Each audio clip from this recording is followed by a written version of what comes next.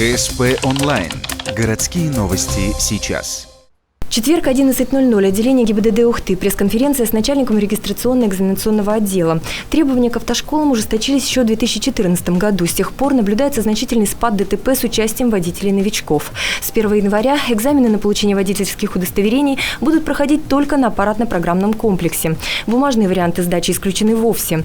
Также начальник регистрационного отдела акцентировал внимание на преимуществах сайта госуслуги, через который легче и проще получить водительские удостоверения.